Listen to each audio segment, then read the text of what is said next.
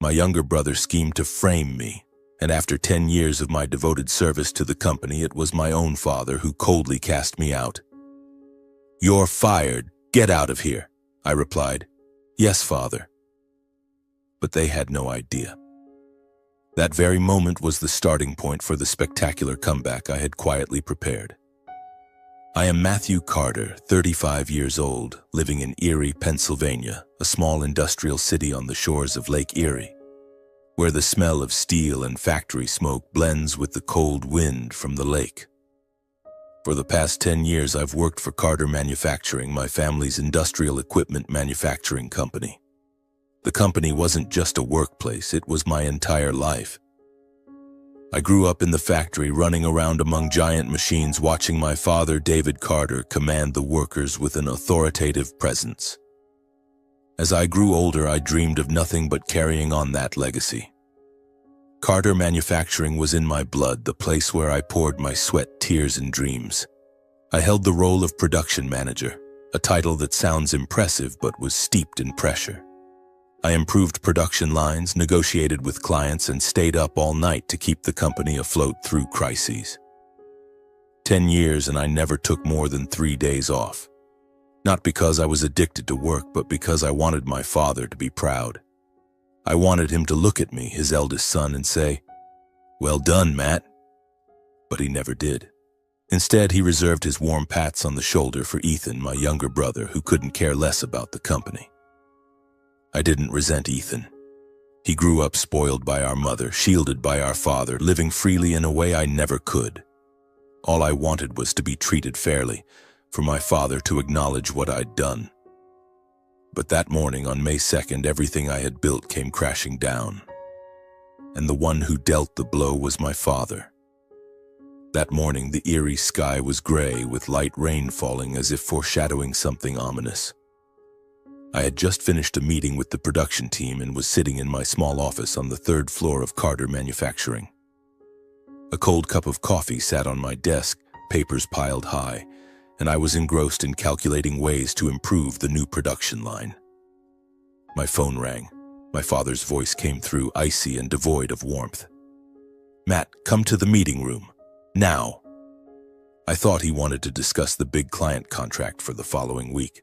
As usual, I adjusted my suit jacket, walked up to the 5th floor, and smiled at a few employees along the way. "Hey Matt, drinks tonight?" one of the workers called out. I nodded, still carefree. The meeting room was spacious, with a polished wooden table, but only my father was there alone. David, with his silver hair and piercing eyes, looked at me like I was a stranger. I pulled out a chair and asked, "Something important, Dad?" He didn't answer.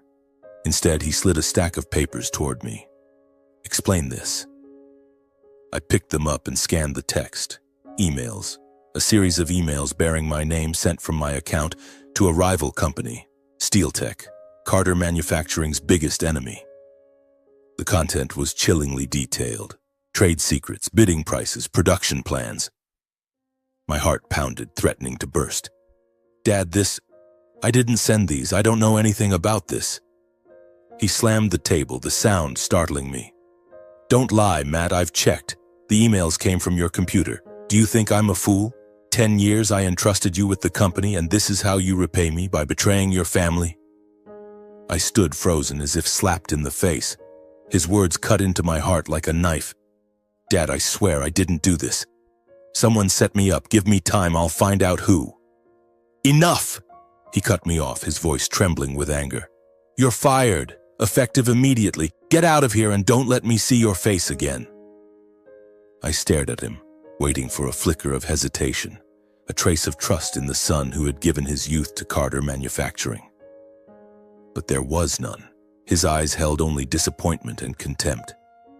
I wanted Toramatic to smash the table to prove my innocence, but my feet felt rooted to the ground.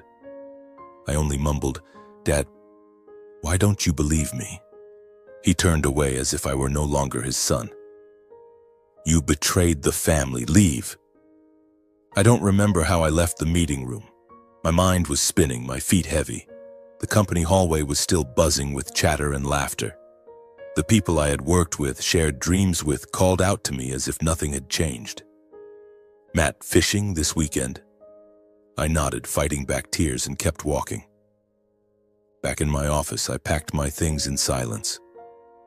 The family photo on my desk, Dad, Mom, Ethan, and me, seemed to mock me. I had done everything to prove I was worthy, to make my father proud. But he cast me out, based on an accusation I couldn't comprehend. I left Carter Manufacturing as the rain began to pour. No umbrella, no car. I walked under the freezing droplets, each step pulling me deeper into pain. That night in my small apartment on the outskirts of Erie, I sat alone on the couch, a bottle of beer in hand. I didn't drink, just stared at it, like staring into my life, seemingly full but utterly empty. I thought of my father, of the times he smiled at Ethan, of the favoritism I tried to ignore. I wasn't jealous, but now I just wanted to know. Who did this? Who was cruel enough to set this trap? And why didn't my father give me a chance? The pain burned like a smoldering fire in my heart. I closed my eyes and told myself, I didn't betray anyone, and I will uncover the truth no matter the cost. The days after being fired from Carter Manufacturing, I was like a soulless shell. My small apartment on the outskirts of Erie became my own prison. I didn't go out, didn't answer the phone, just sat staring at my laptop screen, trying to find a clue, anything to prove my innocence. But the more I thought, the more I felt trapped. Who hated me enough to set up this perfect trap? Who had the ability to access my computer, forge emails, and convince my father I had betrayed him? I started with the smallest details. Those fake emails were sent from my computer, but I always locked it when I left the office. Someone must have had my password, or worse, hacked into the system. I wasn't an IT expert, but 10 years at Carter Manufacturing taught me enough to know the company's internal system wasn't easily breached from the outside. The person who did this had to be inside the company, someone close, someone who knew me well. I contacted Tom, a former IT technician at Carter Manufacturing who had worked under me. Tom was honest and always grateful because I had protected him during last year's layoffs. I texted him, arranging to meet at a small cafe near Lake Erie. Tom, I need your help, but this stays between us. Tom showed up, his jacket soaked from the rain. He looked at me with pity in his eyes. Matt, I heard what happened. I don't believe you did it. You're the best person at the company. Thanks, Tom, but I need you to check something.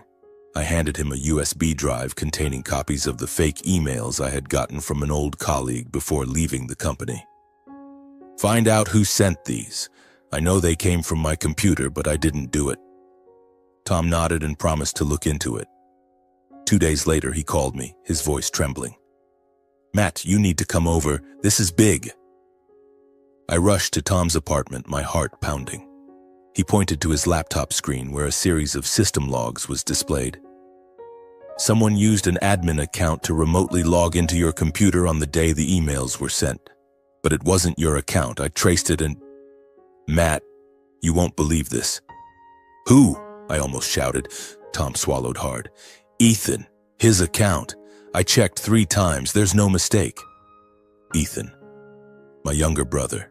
The boy I used to carry on my shoulders, play basketball with in the backyard, the one I always let have his way despite our parents' favoritism. My heart felt like it stopped. No way. Ethan's not tech-savvy. And why would he do this? Tom shrugged. I only know what the data shows, but Matt, he didn't just log in. There are signs someone tampered with the logs to cover their tracks, but they didn't do it thoroughly. I found it because I know how to dig deep. I left Tom's apartment in a daze. The rain was still falling, freezing cold, but I felt nothing except the anger rising within me. Ethan. Why? I thought of the times he smiled brightly in front of our father, the times our mother defended him when he messed up.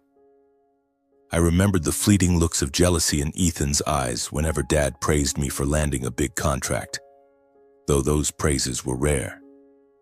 Had he always wanted to push me out of the family picture? I couldn't stop. If Ethan had forged the emails, I needed to know why and what else he had done.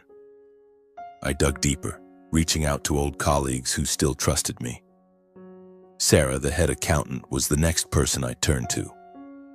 She had worked with me through tough times and always respected my straightforwardness. I called her, trying to keep my voice calm. "Sarah, I need you to check something, but Ethan and Dad can't know." Sarah hesitated but eventually agreed to meet me at a small diner outside downtown Erie. She brought a stack of documents, her eyes filled with worry. "Matt, I'm not sure I should be doing this, but you deserve to know the truth." She showed me irregular transactions in the books, fake invoices, payments to non-existent suppliers, and inventory vanishing without records. In total, over $5 million had been siphoned from the company in the past 2 years. "I've had suspicions for a while," Sarah whispered, "but there was no clear evidence. Then I found emails from Ethan ordering the transfers, using an anonymous account. I kept copies just in case." I stared at the numbers, the emails, feeling the ground collapse beneath me. Ethan hadn't just framed me.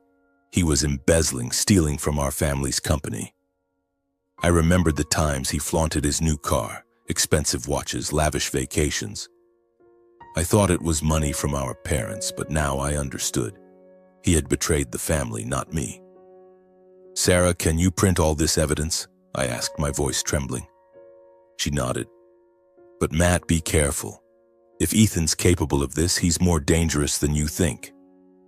I returned home and spread Sarah's documents across the table. Emails, invoices, bank transactions, all pointing to Ethan. I found further testimony from a former warehouse worker who said Ethan had once asked him to overlook a shipment of inventory without logging it. Every piece fit together, forming a clear picture. Ethan didn't just want to bring me down, he was sabotaging Carter Manufacturing for his own gain. That night I couldn't sleep. I sat in the dark, staring at the family photo on the shelf. Dad, Mom, Ethan, and me. Fake smiles from days long gone. I once thought family was my foundation, but now I saw only betrayal. Ethan, the brother I had protected, had stabbed me in the back. And the most painful part was knowing that, even with evidence, my father might not believe me. He always saw Ethan as the golden son, while I was just the one working tirelessly to keep the company afloat. I clutched the stack of documents, a mix of anger and pain coursing through me. I wanted to confront Ethan, to scream in his face and demand why. But I knew it wasn't time yet. I needed more evidence, needed to be certain that when I brought the truth to light, no one could deny it. And most importantly, I needed to prepare myself to face my father, who might still choose Ethan despite everything. The rain continued to fall outside my window as if crying for me. I closed my eyes and told myself, I won't give up. Ethan took my honor, but I will reclaim the truth. I spent the week after uncovering the truth about Ethan preparing. Every night I sat in my small Erie apartment, the desk lamp casting light on a thick stack of documents, system logs from Tom, fake invoices from Sarah, Ethan's transaction emails, and testimony from the warehouse worker. It was like a book of sins, telling the story of my brother's betrayal. My hands trembled as I organized them, not out of fear, but because I knew the next step would change everything. I would confront my father, and deep in my heart I feared he wouldn't believe me. I arranged to meet my father at Carter Manufacturing, the place I once called home. Standing in front of the familiar factory building, I felt suffocated. The smell of steel and machine oil was unchanged, but I was no longer Matthew Carter, the production manager. I was just a man who had been fired, returning to demand justice. Clutching the briefcase of documents tightly, I walked inside. My father was in his private office on the 5th floor, where he always sat, overlooking the factory like a king. When I knocked, he looked up, a flicker of surprise in his eyes quickly replaced by coldness. "Matt," he said, his voice devoid of emotion. "What do you want?" I took a deep breath, trying to stay calm. "Dad, I need you to see this. I've found the truth. I didn't send those emails, and there's something bigger about Ethan." He furrowed his brow but said nothing. I placed the briefcase on his desk, opened it, and began explaining. I pointed to the system log showing Ethan had accessed my computer. I presented the fake invoices, bank transactions, and emails Ethan sent to transfer money. I described the unauthorized sale of inventory and the $5 million that had vanished from the company. My voice trembled not from weakness, but because I was exposing the truth about the brother my father always cherished. Dad, Ethan didn't just frame me. He's been stealing from the company, from the family. This is the evidence, clear as day. I waited. I waited for a nod, a flash of anger toward Ethan, or at least a question to understand more. But my father just sat there, silent, his hands clasped tightly. Then he pushed the stack of documents aside as if they were mere trash. "Are you done, Matt?" I was stunned. "Dad, you're not going to look at them? This is the truth. Ethan did all of this. I didn't betray anyone. He did." He looked at me, his gaze sharp as a blade. "You want me to believe that Ethan, the boy I raised, did this? While you, the one caught sending emails to Steel Tech, are innocent? Matt, you're trying to tear down your brother to clear your own name." His words hit me like a hammer to the chest. I felt like I couldn't breathe, as if the air in the room had been sucked out. "Dad, I'm not lying. I've spent my life keeping this company afloat. I improved production lines, secured major contracts, pulled us through crises. I never asked for your praise, but I don't deserve to be treated like this." He stood up, his voice low but icy. "You did all that for the company? Or because you wanted to prove you're better than Ethan? I know you're jealous, Matt. Since you were a kid, you've resented me for loving your brother. But please don't drag Ethan down to lift yourself up." I wanted to scream, to flip the desk to make him see. Jealous? I was never jealous of Ethan. I just wanted to be acknowledged, to be treated fairly, but he didn't see that. He only saw Ethan, the golden son who could make mistakes but always be forgiven. "Dad," I said, my voice hoarse, "will you read these documents? Just read them and you'll see what Ethan's done. The company is losing money, don't you care?" He turned away, looking out the window where the factory hummed with activity. "Ethan may have made mistakes. He's young, easily tempted, but he's not malicious. You, Matt, brought this stack of papers to accuse your own brother. Are you trying to destroy this family?" I stood there, feeling like my heart was breaking. I had hoped even just a little that my father would side with the truth. But he didn't. He chose Ethan, as always. I remembered my childhood when I brought home perfect report cards, but my father only smiled at Ethan for winning a basketball game.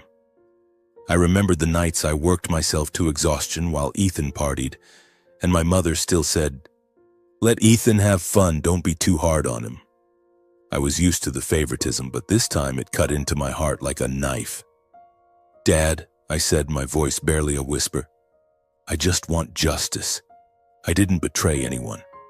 I thought you'd want to save the company, save the family, but if you don't believe me, I don't know what else to do." He turned back, his eyes hard. "If you want to help the family, stop this. Don't take this outside. Ethan will fix his mistakes, but if you hand these to the police, you'll destroy everything, and don't expect to be in my will." I looked at him, the man I had once respected, the one I had done everything to make proud. But now, I saw only a blind father willing to sacrifice the truth to protect the son he loved more. I picked up the briefcase and walked out of the office without another word. The door closed behind me and I felt a part of myself, the part that believed in family, die. That night I sat in my apartment staring at the documents on the table. I thought about the years of dedication, the sleepless nights, the contracts I secured to keep Carter Manufacturing alive. I thought about Ethan, the brother I once loved, now a betrayer, and I thought about my father who never chose me. The pain was no longer a smoldering fire. It was a storm sweeping me into memories I had tried to bury. I remembered when I was 15 when my father promised to take me camping but ended up going only with Ethan because he needed to have fun. I remembered the times my mother defended Ethan when he messed up, saying I was too rigid. I lived in a family but always felt like an outsider. I clenched my fists, a mix of anger and helplessness coursing through me. My father wanted me to stay silent, to protect Ethan, but I couldn't. Not because I wanted revenge, but because I could no longer live with the injustice. I had lost my job, my honor, and now my faith in family. I sat in my small, eerie apartment, the dim light casting shadows on the stack of documents on the table. The rain still fell outside the window, as if reminding me that the world beyond didn't care about the storm raging in my heart.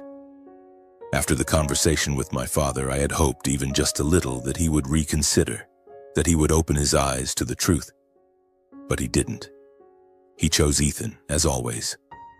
And now, I had only one option left: to let the truth speak, even if it meant tearing the family apart. I knew that handing the evidence to the police would change everything. Ethan would pay the price, Carter Manufacturing would reel from the scandal, and my father would never forgive me. But I could no longer live with the injustice. 10 years of dedication, my honor, and my trust had been stolen by Ethan, and my father stood by, refusing the truth.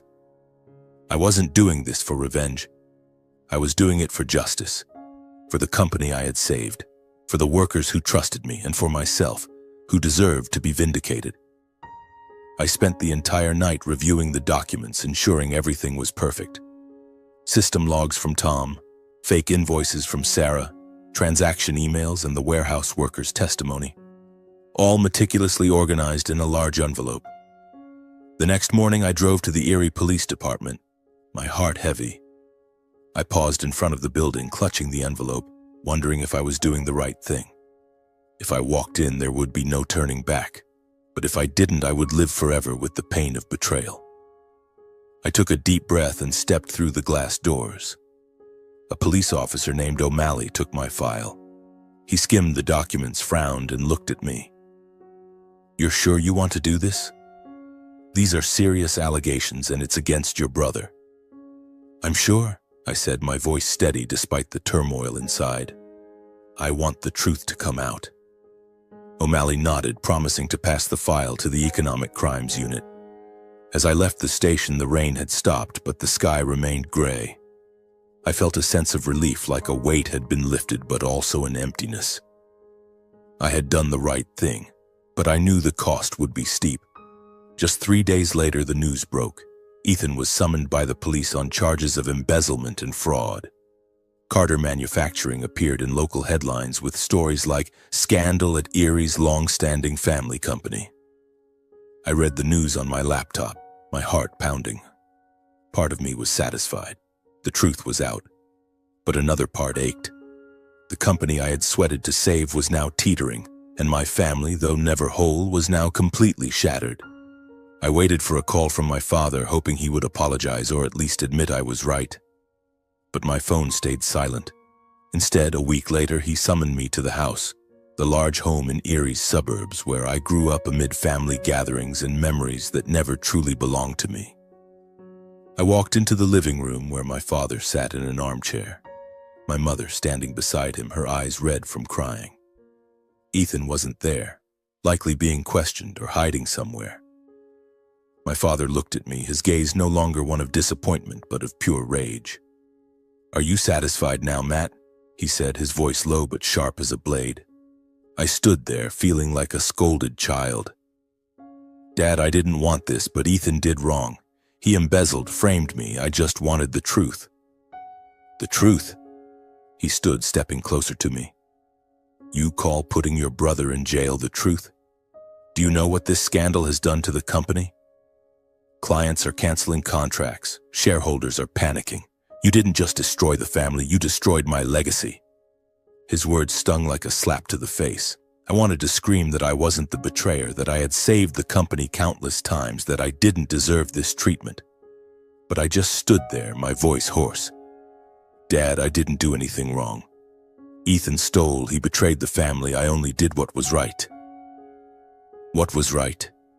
He gave a cold, bitter laugh, a sound I had never heard from him before. "You did this out of revenge, Matt. You've been jealous of Ethan since you were kids, and this is how you punish him. You wanted to prove you're better, but you're just a selfish coward." My mother stepped forward, placing a hand on my father's shoulder, but her eyes looked at me with reproach. "Matt, how could you do this to your brother?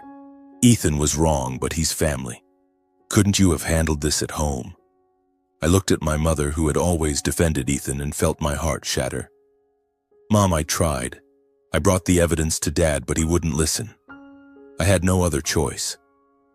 My father cut me off, his voice trembling with anger. You had a choice, Matt. You chose to destroy everything. From now on, I don't want to see your face again. You're no longer my son. His words were the final blade, severing the last shred of hope I had. I looked at him, the man I had done everything to make proud, and realized he had never truly seen me. I looked at my mother, who always chose Ethan and knew she would never stand by me. I turned and walked out of the house without another word. The door closed behind me, and I felt I had lost my family forever. That night I sat in my apartment, a bottle of beer in hand, but I didn't drink.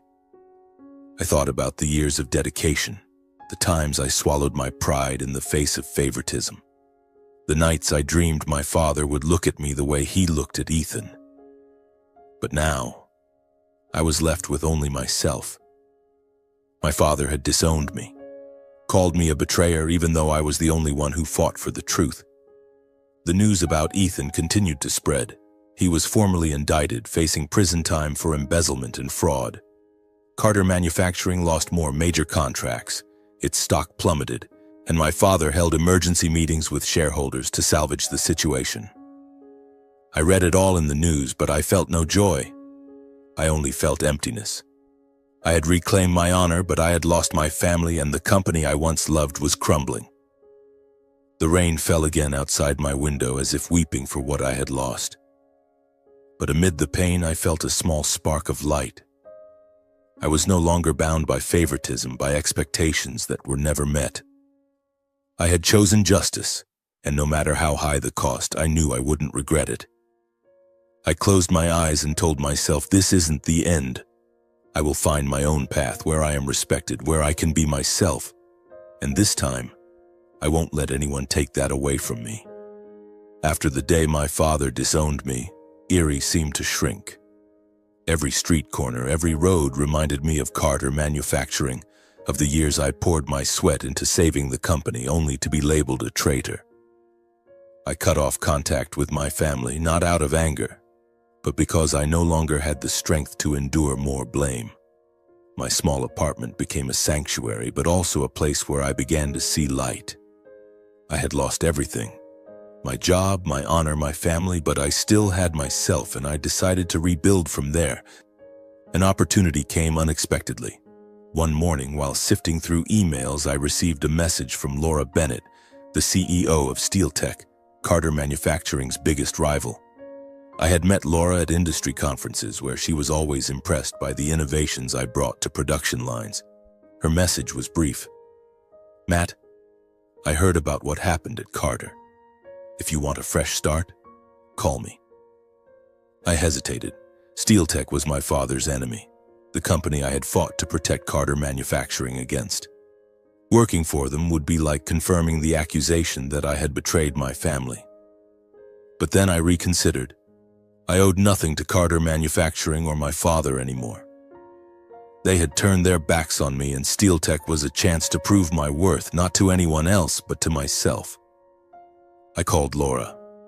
A week later, I sat in SteelTech's bright office just a few miles from downtown Erie. Laura didn't mince words. Matt, we need someone like you. You know this industry, you have talent, and more importantly, you're not afraid of challenges. I want you as our production director. What do you say? I looked out the window where Lake Erie sparkled under rare sunlight. For the first time in months, I felt a spark of hope. I'm in, I said, my voice firm. Starting at SteelTech wasn't easy. Some employees eyed me with suspicion, likely due to rumors from Carter Manufacturing. But I didn't let it bother me. I dove into work just as I always had. I improved production lines, optimized costs, and proposed a new product. A line of energy-efficient industrial equipment, something Carter Manufacturing had always lagged behind on. I worked with engineers, listened to workers' input, and built relationships with clients. Each day I felt myself come alive again, no longer Matthew Carter, the outcast, but Matt, respected for his skills. Just 6 months later, SteelTech launched the new product line. It was a resounding success, capturing market share in the Northeast and even surpassing Carter Manufacturing in several major contracts. During a meeting, Laura patted my shoulder in front of the team. "Matt, you're an invaluable asset to us. Thank you for trusting SteelTech." Her words were simple, but to me they were healing. For the first time, I was recognized without having to fight, without needing to prove I was better than someone else. At SteelTech, I wasn't compared to Ethan or bound by favoritism. I was free to be myself, and I realized that was what I had always craved. While I found my new path, Carter Manufacturing was sinking. I didn't actively follow the news, but word spreads fast and eerie. Ethan's scandal shook the company. Major clients canceled contracts, shareholders pulled out, and local papers kept digging. "Carter Family Company collapses amid internal scandal," one headline read. I read it with a heavy heart. I had once dreamed of keeping Carter Manufacturing strong, but now it was a sinking ship I couldn't save. My father tried to revive the company. He hired new directors, cut costs, and appeared in the press claiming Carter Manufacturing will overcome this hardship. But no one could replace what I had done. The production lines were outdated, the workforce was demoralized, and market share slipped to SteelTech. Once I overheard a former worker say my father publicly blamed me in a meeting, calling me the traitor who pushed the company to the brink. His words no longer hurt me. They only made me sad for a father who would never admit his mistakes. I didn't contact my father or mother, partly because I didn't want more accusations and partly because I needed time to heal. But one evening, my mother called. Her voice trembled over the phone. "Matt, the company is struggling. Your father is so stressed. Can you come back and help?" I stayed silent, looking out the window where the city lights reflected on the lake. "Mom, I tried. I brought the truth to Dad, but he didn't listen. I have a new life now. I can't go back." She cried but said nothing more. When I hung up, I felt a deep sadness but also liberation. I was no longer responsible for Carter Manufacturing or the family that had turned its back on me. I was only responsible for myself. At SteelTech, I kept moving forward. I was promoted, led a national project, and was invited to speak at industry conferences. Each success was a confirmation. I didn't need my father or Carter Manufacturing to prove my worth. I remembered the sleepless nights at the old company, the times I endured favoritism, and I realized how far I had come. SteelTech wasn't just a new job, it was a new home where I was respected and free. 3 years after I left Carter Manufacturing, I read that the company had officially filed for bankruptcy. My father sold the factory, paid off shareholders, and withdrew from the industry. One article wrote, "David Carter blames the betrayal of his eldest son, Matthew Carter, for the company's collapse." I skimmed the words, feeling no anger. My father hadn't changed, still blaming me instead of acknowledging his and Ethan's mistakes. But I no longer needed his understanding. I had found my own path. That night, I stood by the shores of Lake Erie, the cold wind blowing through. I thought about the painful days, the family I had lost, and the man I had become. I was no longer Matthew Carter, the son trying to please his father. I was Matt, a man who rose from the ashes, who knew his own worth. I smiled for the first time in a long while. The rain had stopped. The sky was clear, and I knew I would keep walking forward without looking back.